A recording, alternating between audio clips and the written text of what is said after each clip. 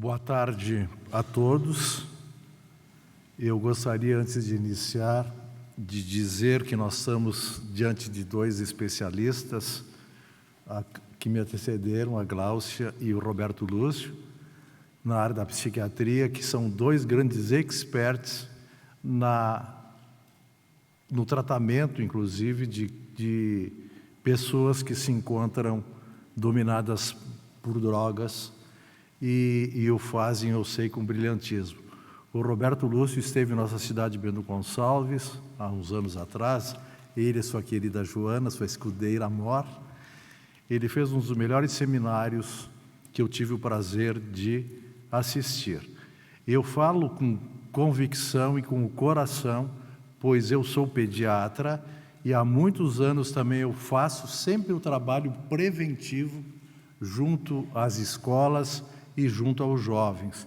Então, quando nós temos a oportunidade, que nem a de hoje, de reflexionarmos um pouco num país em que a droga é liberada, nós vamos falar a seguir, em que a maioria dos países tentam, inclusive o Brasil, de todas as maneiras liberarem as drogas, ao contrário das leis que a Samira apresentou há pouco, que vem auxiliar naqueles que necessitam de órgãos. Nós temos, apesar da Sociedade Brasileira de Psiquiatria e das maiores sociedades médicas se oporem sistematicamente à liberação das drogas, pela dramaticidade, pelo sofrimento que causa aos usuários e aos familiares e àqueles que convivem com aqueles dependentes químicos, lamentavelmente, como eu vejo aqui no próprio Portugal, há uma liberação, infelizmente, das drogas, que são nefastas, que destroem vidas e que destroem famílias. Então, o questionamento é: drogas é uma guerra perdida? Nós vemos, então, como eu referia, vidas individuais e famílias reduzidas muitas vezes a farrapos e escombros diante do flagelo do vício. E esse notável jornalista, escritor e filósofo, Eduardo Galeano, ele nos diz, nesse livro As Velas Abertas da América Latina, a primeira condição para modificar a realidade consiste em conhecê-la. Então, talvez muitos de vocês acompanham essa temática, mas talvez muitos de vocês, en passant, têm breves noção, e alguns nem se preocupam em ter, ou ver, ou compreender. E aí nós vemos, no Livro dos Espíritos, Kardec pergunta à espiritualidade superior, na questão 642, o seguinte, como vocês estão a ler: basta não praticar o mal para agradar a Deus e assegurar um futuro melhor? E a espiritualidade superior responde: não, é necessário fazer o bem no limite das próprias forças, pois cada um responderá por todo o mal que seja do resultado do bem que não praticou. Então, essa temática diz respeito a todos nós, independente de nós termos filhos, independente de nós sermos momentaneamente pequenos integrantes de nossas famílias, todos nós somos responsáveis como indivíduos e como sociedade. E na questão seguinte, na 643, Kardec também pergunta: existem pessoas que não têm a possibilidade de fazer o bem em função da posição que ocupam na sociedade? E a espiritualidade responde: não existe pessoa que não possa fazer o bem. Então, ninguém tenha desculpas, independente da sua profissão e da sua atuação, que não possa exercer o bem diariamente, continuadamente. E eles continuam: apenas o egoísta nunca encontra uma oportunidade de praticá-lo. Bastam as relações sociais com outros homens para que se tenha a oportunidade de fazer o bem.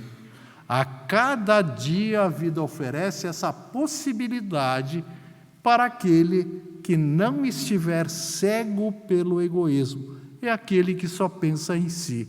E concluem os mentores: fazer o bem não consiste somente em ser caridoso, mas em ser útil na medida do possível, sempre que o auxílio se fizer necessário.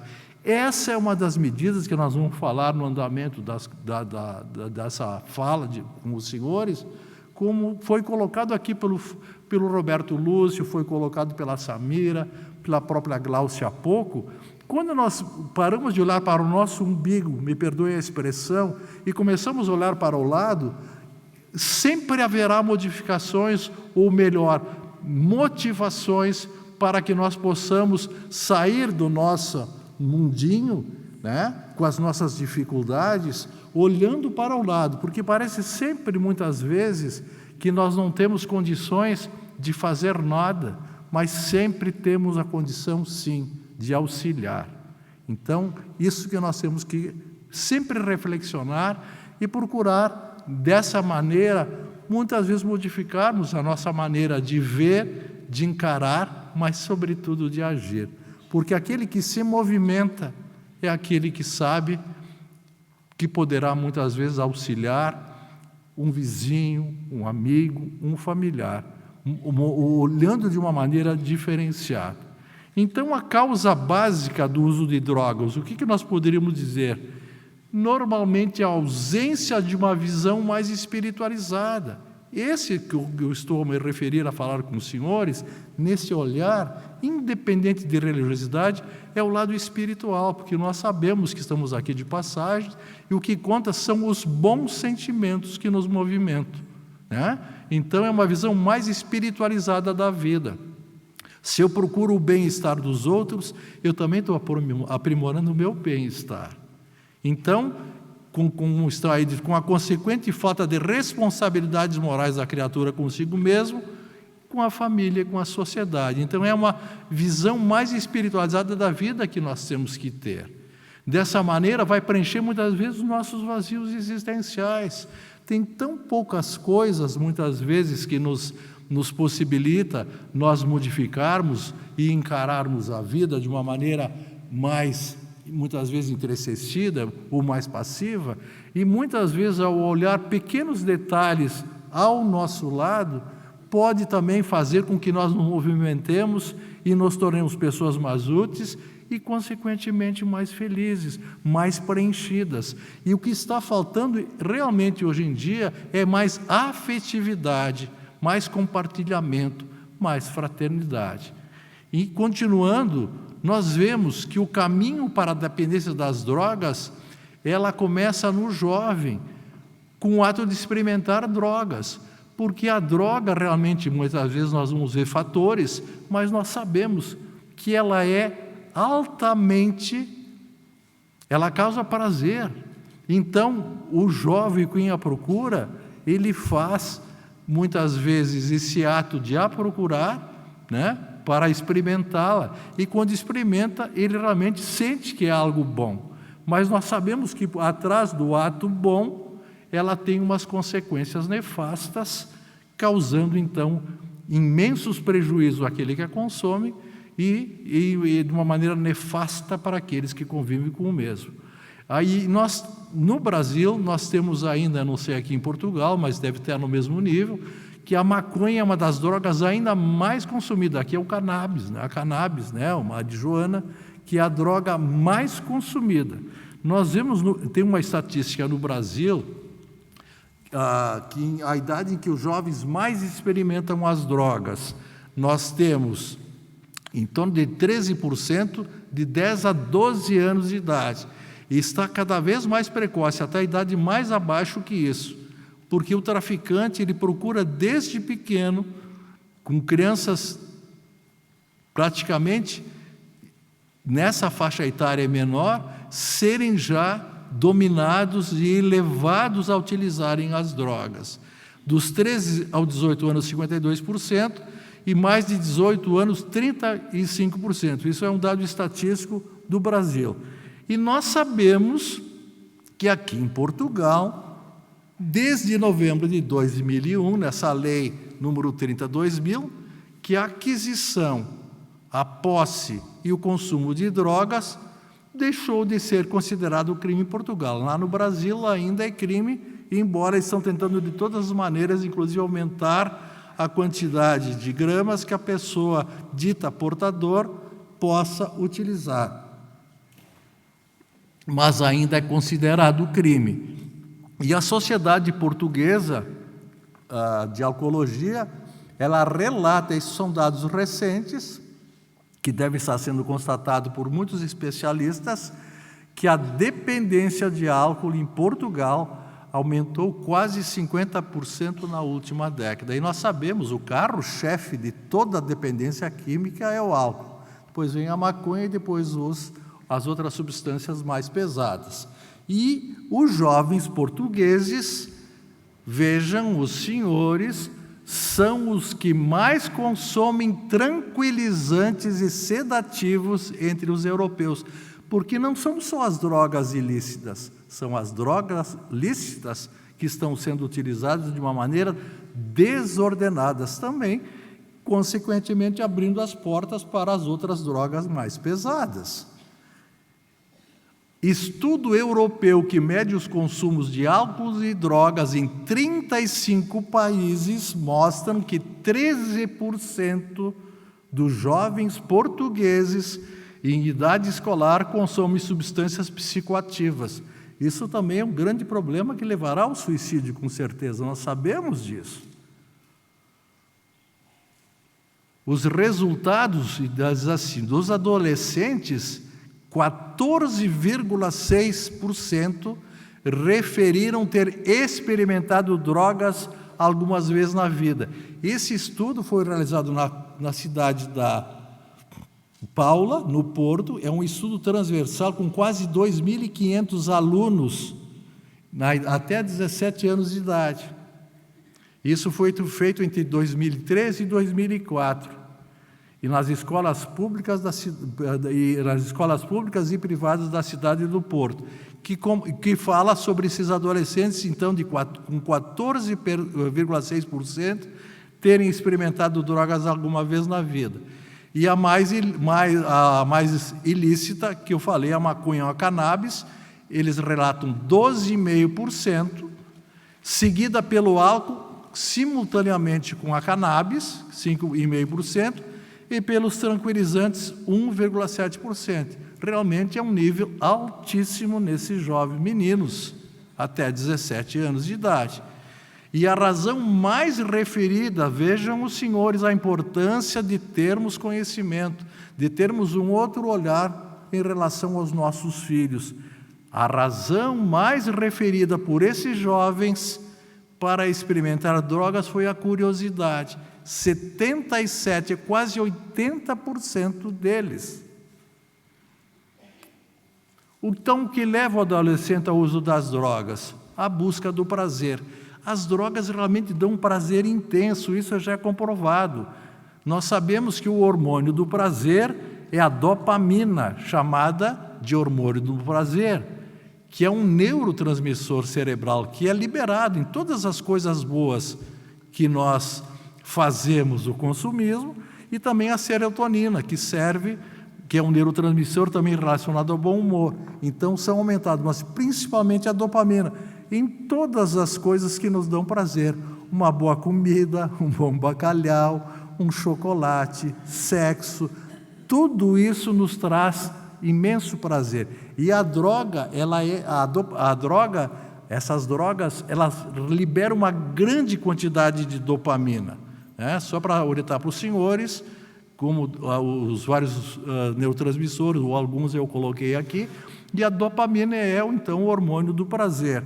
E esse senhor, o James Holt, um pesquisador americano, ele estava fazendo um trabalho com ratinhos em laboratório e colocou eletrodos numa região do cérebro desses ratinhos, E ele, sem querer, era na região mesolímpica, depois eu vou mostrar só para vocês terem conhecimento, e ele foi feito um estímulo, e ele viu que quando estimulava esse local, os ratinhos ficavam muito excitados, não comiam, não bebiam, eles só queriam, cada vez que esse estímulo era feito, tanto que ele fez um tipo de uma alavanquinha, ele colocou no experimento, e esses ratinhos ficaram tão ouriçados e apertavam constantemente essa alavanca e recebiam essas descargas elétricas que atuavam nessa região que ele chamou de sistema de recompensa, que grande carga de adrenalina era, e eles não comiam, não bebiam e praticamente morriam de inanição.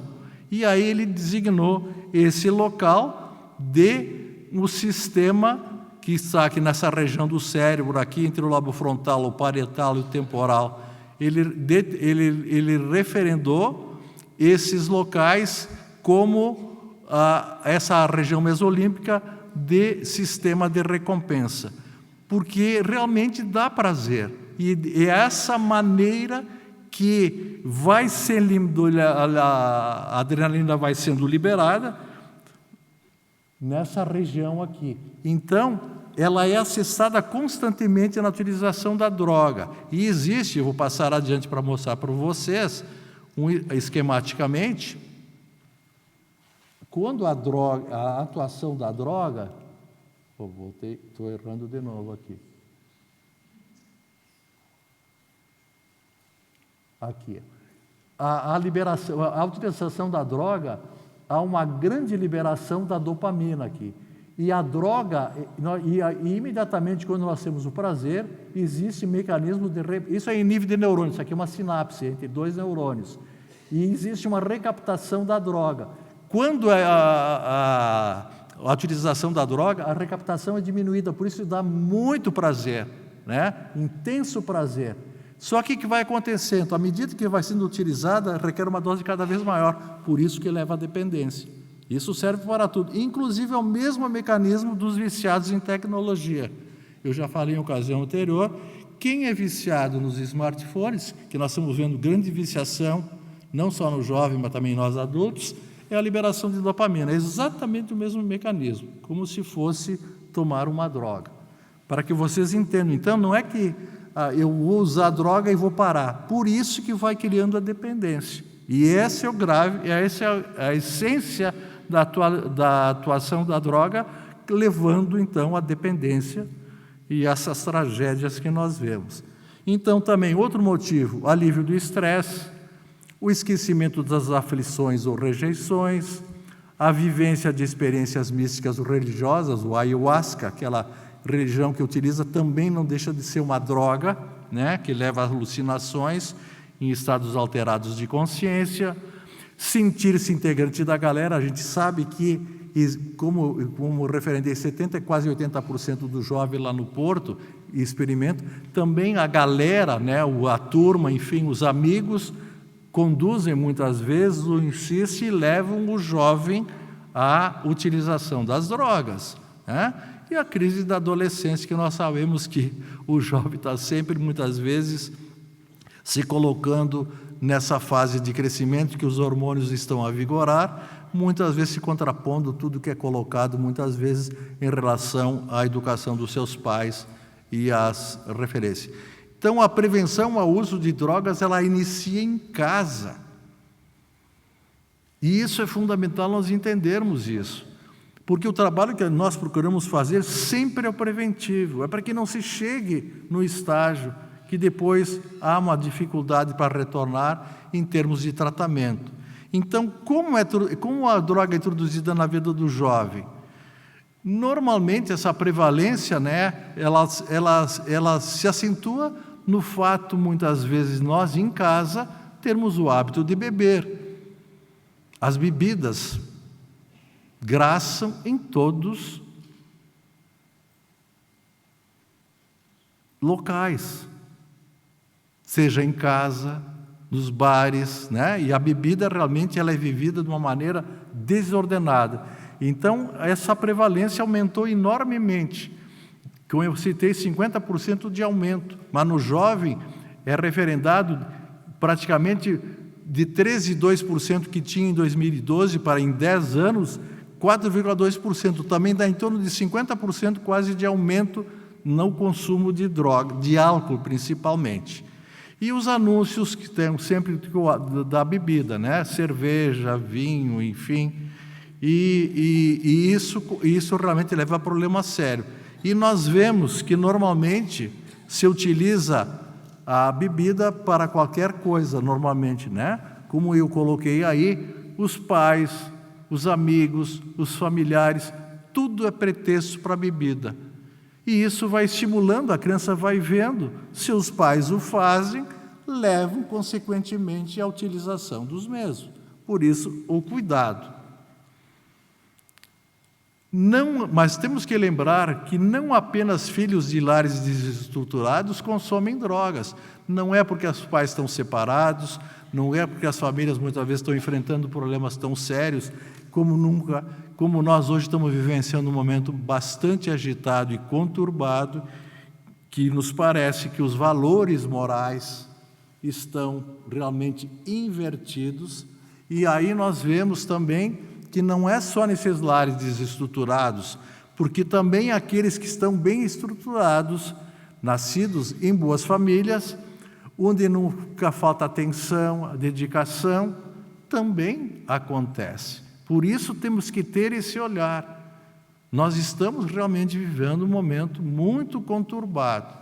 Então não é porque o meu lar está bem que eu não tenho que continuar zelando com maior atenção para nossos filhos, principalmente os miúdos, né?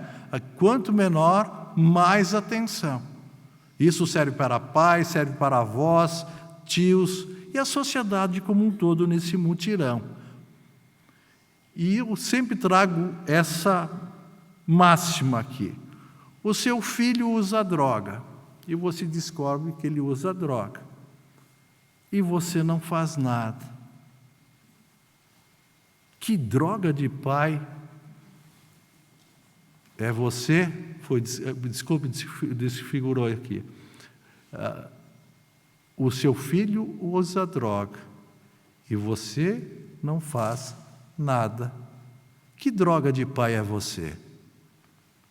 A responsabilidade, gente, nós colocamos é no sentido de impactar-nos, porque realmente nós somos responsáveis pela educação dos nossos amores, a educação de nossos filhos, porque o diálogo é fundamental no lar, como a prática da afetividade e dessa observação mais intensa, pois nós estamos os conduzindo para a vida. Então, como evitar que um traficante adote o nosso filho, o seu filho? Você é exemplo para os seus filhos? O exemplo é fundamental para o jovem. Nós sempre falamos, para modificar, muitas vezes, o entender e o caminhar de um adulto, claro que o exemplo sempre é importante, mas se nós não entendermos, e para isso eu entendo, vocês muitas vezes, ou talvez todos vocês estejam aqui, sempre a gente vem em busca de um conhecimento maior para nos auxiliar, para nos transformar para melhor. Mas só nos transformaremos, independente do que todos os palestrantes que aqui passaram e passarão dizerem, se não houver receptividade, entendimento, compreensão, ninguém modifica. Agora, o que arrasta o jovem é o exemplo. Porque não adianta eu dizer, e não fazer exatamente o que eu digo. Então, você é exemplo para os seus filhos. Evite a automedicação, porque muitas vezes nós falamos das ilícitas das drogas, mas eu tomo tranquilizante, se eu não tomar um medicamento para dormir, eu não durmo, eu tenho aquele que se medica, a criança está vendo. Esse cuidado também temos que ter. Evite a automedicação, evite o uso de drogas, dê apoio, dê atenção e dê amor ao seu filho. Utilize o diálogo, converse. Pai é pai, mãe é mãe, amigo é amigo.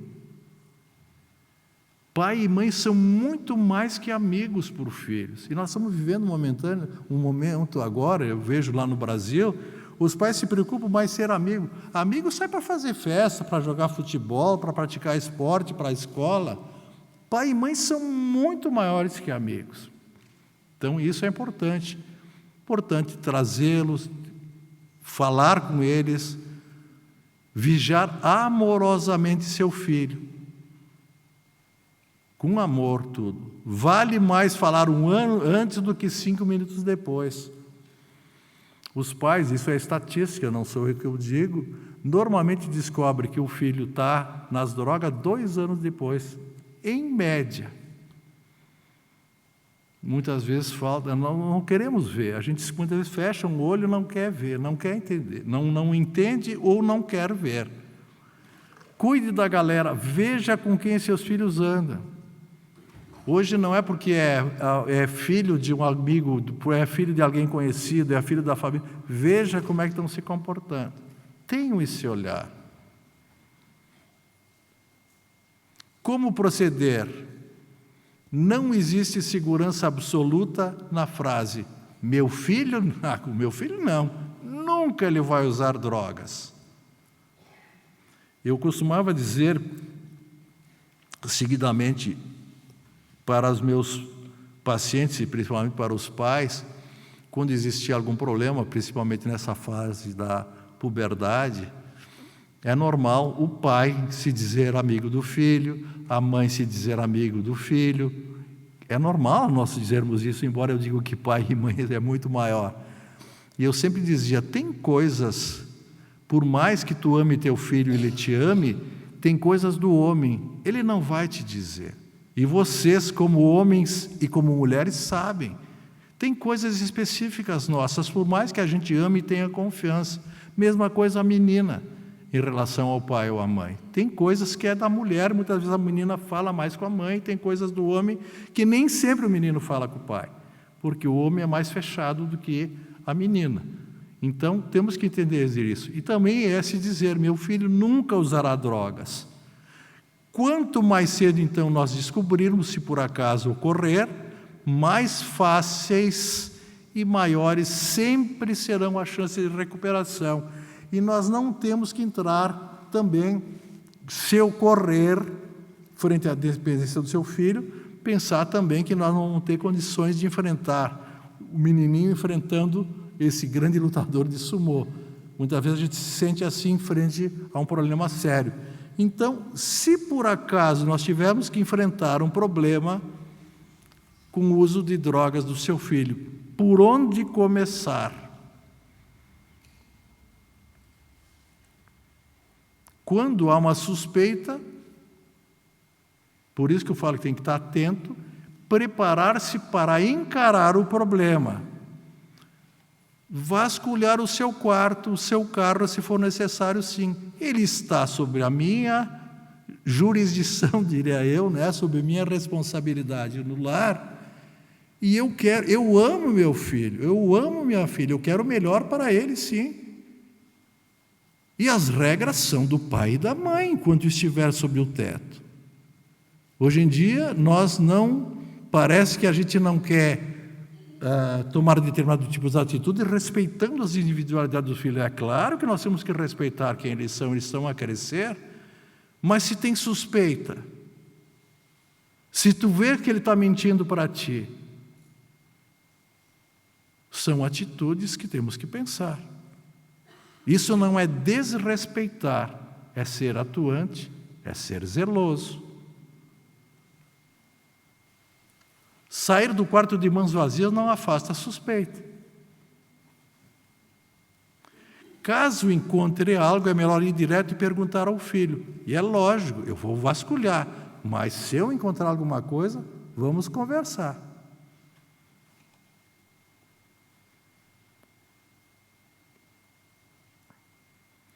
E, ao confirmar a dependência, que atitude a gente vai tomar? Então, é isso que eu disse, se confirmar, realmente está vendo. Gente, nós temos todas as condições de sanar. A finalidade dessa conversa, embora eu esteja a falar e vocês a ouvir, é nós termos realmente capacidade de reflexionar, para que nós possamos sempre auxiliar e prevenir, evitar que chegue num problema maior. Então, conversar para saber desde quando usa, por que está a usar. Não adianta ficar magoado, eu falhei como mãe, ficar com raiva, né? Ficar com culpa, eu devia ter visto antes. Não, se achou, se é o momento, vamos agir. Com ponderação, com calma, com equilíbrio, né?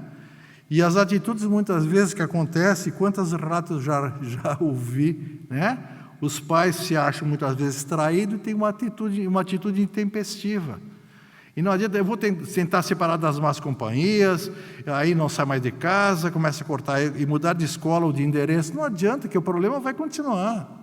Tem que tratar com o filho. Então, diante da dependência do filho, não se desespere. Haja com bom senso, com diálogo, com firmeza. Se houver necessidade de cortar determinado tipo de coisas que o filho faça, mas faça com ponderação, sempre com diálogo. Não se culpe, mas responsabilize-se. A responsabilidade é nossa como educadores. Mas não se paralise e fique se culpando. Não dramatize, não xingue, não bata. Raciocine. É difícil, mas temos que ser. Nós somos maduros, temos equilíbrio, ou pelo menos nós temos que tentar sempre equilibradamente resolver a questão. Busque a segurança e saúde para o seu filho e mostre as consequências do vício. E tem N exemplos que se vê, e vocês devem saber. Quem não tem alguém conhecido, filho de alguém, ou até adulto, enfim, que esteja numa situação dramática? Porque não vemos nenhum bom exemplo daquele realmente que está viciado, seja em qualquer tipo de dependência. Institua um processo disciplinar para o seu filho. Vamos rediscutir, né, caminhos, atitudes e determinado tipo de atuações e determinadas coisas para o filho fazer. E se não tem condições, muitas vezes a gente não tem condições, procure alguém experiente, um profissional que tenha condição de auxiliar, muitas vezes até para dar um conselho para como agir. Porque muitas vezes a gente fica tão fragilizados e muitas vezes nos tomam, quando descobrimos, nos deixam muitas vezes a gente até desestruturados. Então procurar alguém que tenha condição de nos auxiliar, e sempre haverá. E não sinta medo ou vergonha de ter um drogado na família. Todos nós somos frágeis, todos nós temos dificuldades, e pode acontecer. Então, o que a gente faz sempre nessas conversações para que a gente desperte, tenha um olhar diferenciado, para que nós possamos, antes de tudo, impedir, mas se ocorrer, atuar prontamente, com esse olhar. Ver as amizades. Por que seu filho tem que aturar o amigo usando drogas? Que muitas vezes acontece isso, e se sabe, ou se descobre. E investigar a causa de tal relacionamento. Por que está havendo um relacionamento com esse menino ou uma menina suspeitos? Os pais têm todo o direito de se posicionar. Quem ama, educa. Quem ama, conduz. Hoje não é mais suficiente cuidar apenas dos nossos filhos. E é isso que eu falei, tem que ter olhar ao lado. Muitas vezes os pais dos amigos estão enfrentando uma dificuldade, vamos auxiliar. Pode ser que amanhã sejamos nós. Sermos solidários. Isso é fundamental. E isso é muito comum. Apaixonados por um usuário. É mais fácil a garota entrar na dele e acabar usando a droga do que ele abandonar. Eu não sei aqui em Portugal, não deve ser diferente do Brasil, mas é muito comum. A menina acha que vai tirar ele da droga. E, normalmente, ela está na droga. Agora, o contrário, o garoto que não utiliza, ele não cai nessa, quando a situação é inversa. Prevenção. Então, é fundamental mostrar a diferença do que é gostoso, do que é bom, em relação ao que eu falei na dependência da droga. E construir valores internos fortemente. Quem tem estruturação familiar, quem tem religiosidade, quem tem valores, vai realmente fazer com que seus filhos fiquem muito mais fortalecidos até para enfrentar essa situação. Construir, então, valores fortemente na ética, na religiosidade. Orientar sobre os malefícios das drogas na infância, porque a droga é ruim, ela prejudica e pode levar à morte, ela mata sim. E na puberdade é importante a participação da escola, também ter uma inter-relação. Hoje em dia, normalmente, os pais ficam brigando com os professores. Tem que ter uma parceria, porque os pais têm que aproveitar todas as oportunidades. E na adolescência, o jovem precisa sentir também que ele participa dessa construção do conhecimento, dar as suas responsabilidades à medida que eles vão maturando também. E as atitudes primordiais. Não dar tudo. Para se construir gratidão é preciso sentir necessidade. Então, hoje em dia, nossos jovens, com nossos esforços, é lógico, nós os amamos, nós queremos dar tudo. Muitas vezes eu tive dificuldades inteiras e eu quero propiciar aos meus filhos. Mas saber o valor das coisas. Não dar tudo. Desenvolver disciplina para se adquirir responsabilidade e liberdade. É disciplina. Para tudo na vida nós necessitamos de disciplina. A criança desde cedo deve aprender a respeitar os pais. Não precisa ser aquela formalidade do passado, nós não vamos voltar àquela educação do passado. Mas os valores do passado têm que ser resgatados para serem empregados agora. Porque o jovem hoje não sabe mais dizer por favor, me desculpe, por gentileza, muito obrigado. Isso é no mínimo da educação, o mínimo de bom senso. E nós não estamos vendo mais isso. Eu vejo lá no Brasil que a gente convive mais intensamente com os nossos jovens. E estamos de uma maneira generalizada, são valores. Os valores são para sempre. Fatores que determinam a libertação do vício. A vontade do viciado é fundamental, se não tiver vontade, apoio da família, orações, a religiosidade, terapia especializada, é lógico, se nós estamos numa situação que precisamos de alguém, como eu citei o Roberto Lúcio, a Gláucia, muitas vezes há necessidade sim de nos dar sustentação, então há necessidade de uma terapia especializada, a terapia espiritual que já foi referendada e a terapia do amor. Eu estou falando rapidamente porque eu quero entrar um pouquinho mais na codependência. O que é a codependência? É entendendo a família do dependente químico. Isso é muito importante, que talvez muitos dos senhores, ou alguns pelo menos, vão entender que muitas vezes nós temos alguém no nosso meio, nós achamos que ele está bebendo um pouquinho mais, talvez ele esteja consumindo alguma coisa, e nós não queremos ver. Então, é fundamental isso. Quero referendar um pouco isso para os senhores. Então, a codependência, desconfigurou também, perdão, é o transtorno emocional referente à conduta relacionada aos familiares dos dependentes químicos. Porque normalmente a família diz, eu tenho um problema com uma pessoa da família. É a família toda que está doente, não é só ele. Então, codependente é a pessoa que se deixa afetar pelo comportamento de outra pessoa. Muitas vezes ela é obcecada em controlar o comportamento dela. E muitas vezes essa pessoa está causando um grande transtorno a nível familiar. E muitas vezes o codependente, todos os familiares, acobertam esse ser que está na dependência.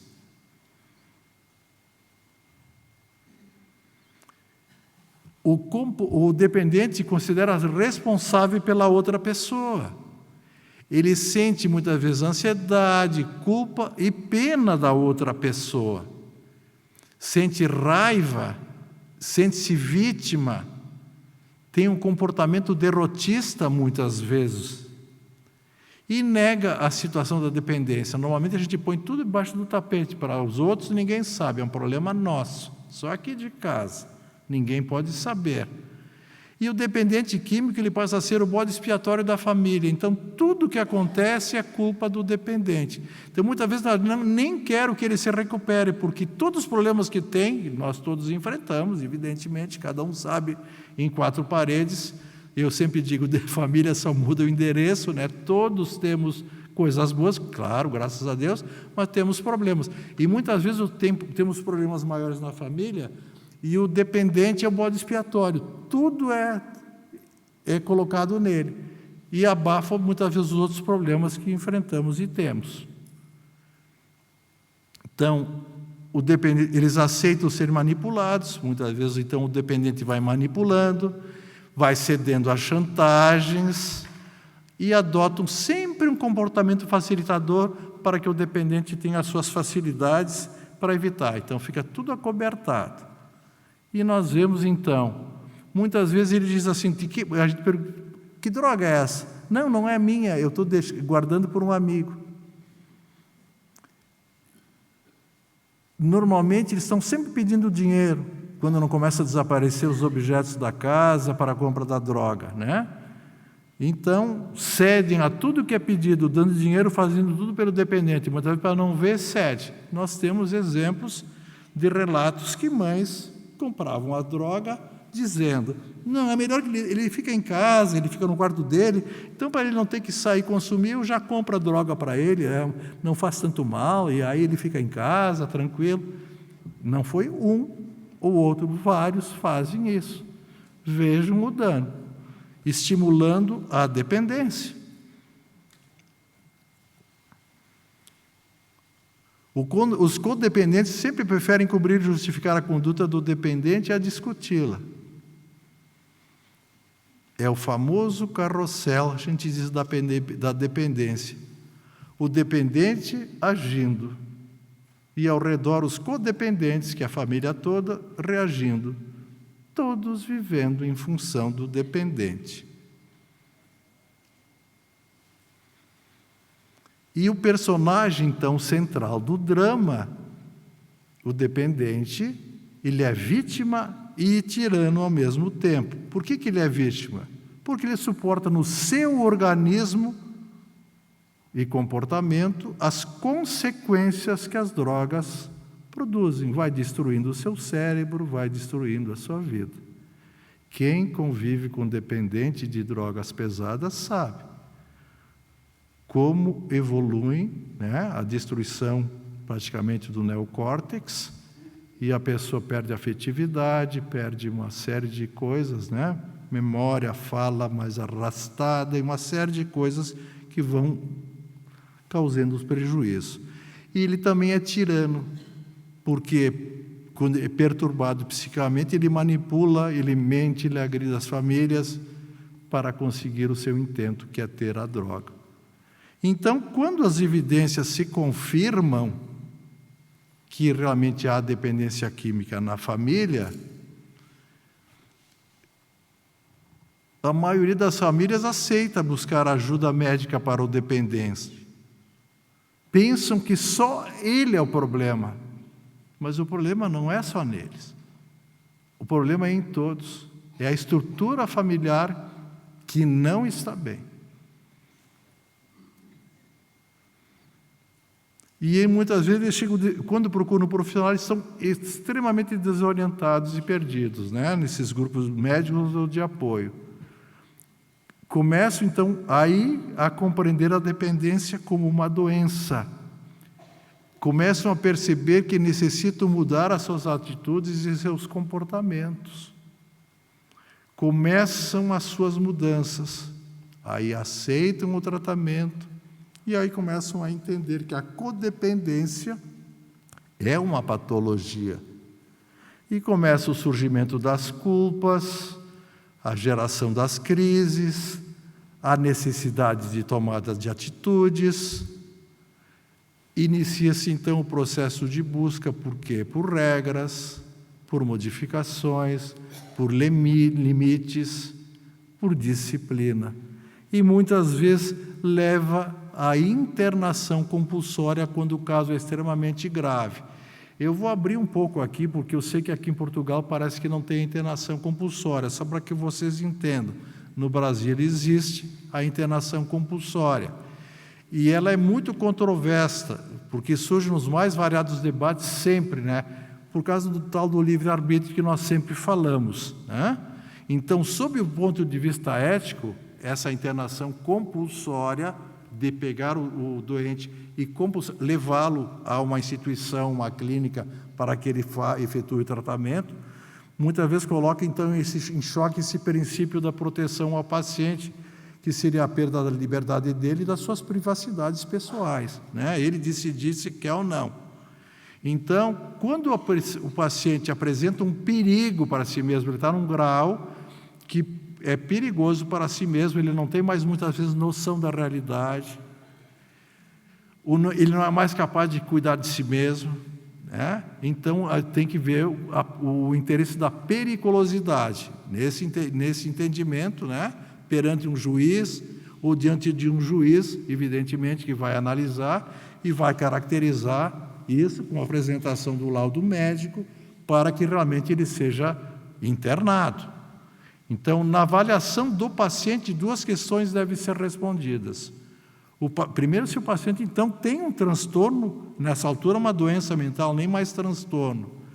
Em caso afirmativo, se o incapacita para decidir sobre a internação, a ponto de pôr a sua vida ou de outras pessoas em perigo, a questão é, aí ele tem que ser, né? Tem quadros como psicoses, confusões mentais, e aí até um risco de suicídio que leva, então, a essa internação compulsória.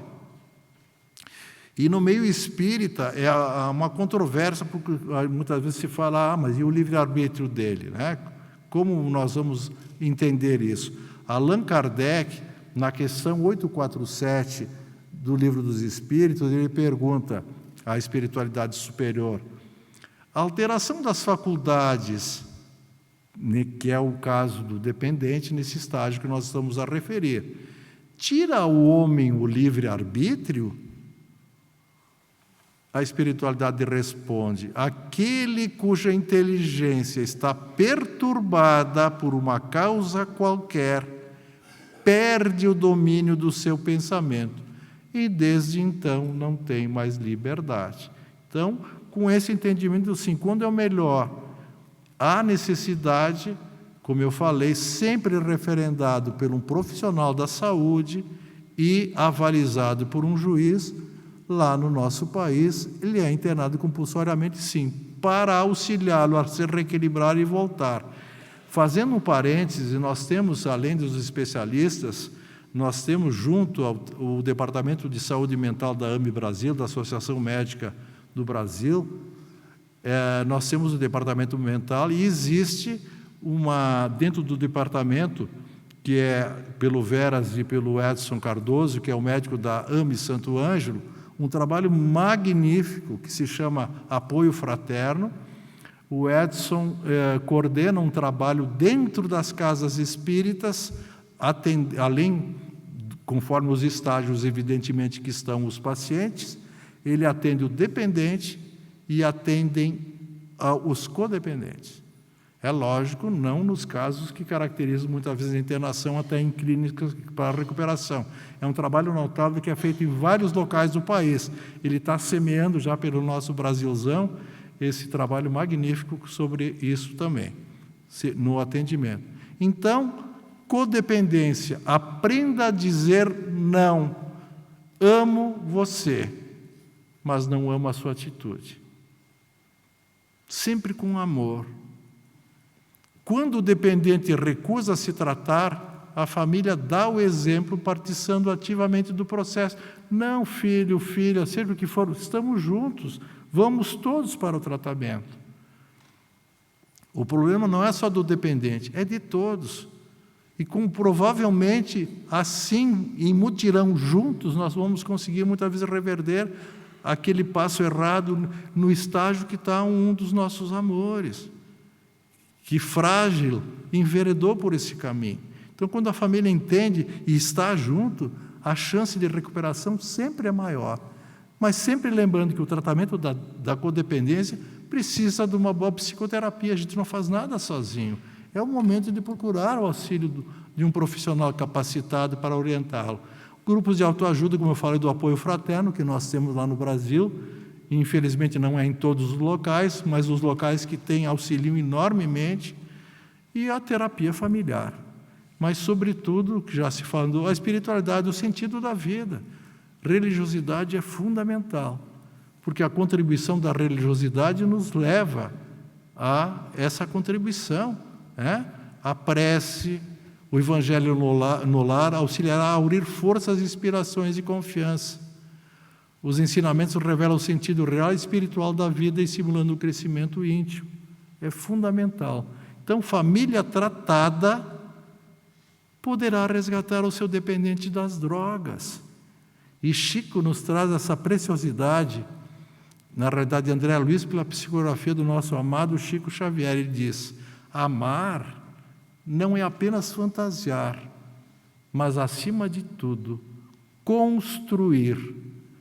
E construir pede não somente plano e esperança, mas também concessões mútuas, suor, aflição e lágrimas. Então, aos que trabalham com dependentes químicas, eu trouxe para homenagear esse meu querido Roberto Lúcio, que faz um trabalho notável nesse livro, A Viagem da Vida, a psicografia dele, do seu mentor Carlos, que diz, para nós termos sempre esperança, nunca desistirmos, e ele diz: no cuidado com qualquer doente, nunca devemos perder o sentimento da esperança. Essa é uma arma da qual precisamos e que é capaz de fazer maravilhas que muitos não esperam ser possível acontecer. Então, por mais terrível que aparente, por mais difícil que seja, tenhamos sempre esperança, força, amor e dedicação, lembrando sempre da palavra do Mestre Jesus: vinde a mim todos vós que estáis cansados e oprimidos, que eu vos aliviarei. Então, finalizando, dizer não às drogas é dizer sim para a vida. Viva, vivam, vivam e sejam felizes. Muito obrigado pela atenção do Senhor.